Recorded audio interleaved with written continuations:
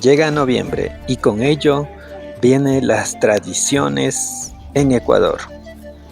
En noviembre, las familias se reúnen para la tradicional realización de las guaguas y figuras de pan, que son formadas de harina y por supuesto llevados hacia el Campo Santo, hacia el Panteón, por el especial de los finados.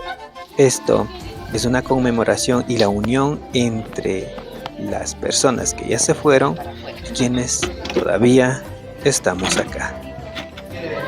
Decenas de estudiantes en esta ocasión visitan a las instalaciones de turismo de Imbabura Pucara Lodge para la preparación de estas tradicionales figuras y guaguas de pan.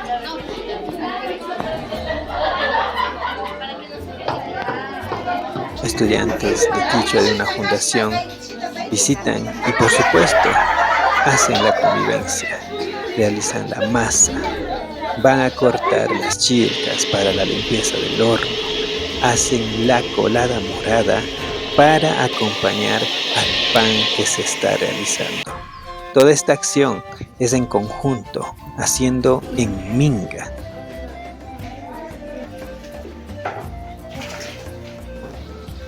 Mañana en la primera página. En la primera página.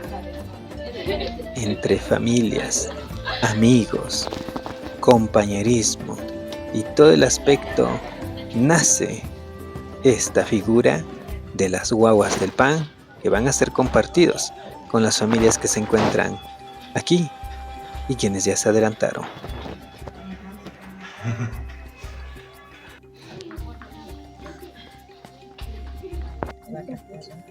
Las figuras de pan pueden ser variadas, pueden ser animalitos, las tradicionales guaguas o el pan tradicional en forma de roscas, rosas, cachos o en cualquier figura que las personas presentes lo puedan hacer. A falta de aventador.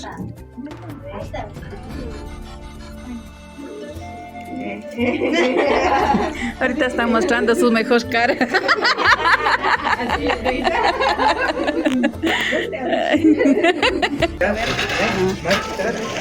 Darán muy de la mitad para que no se...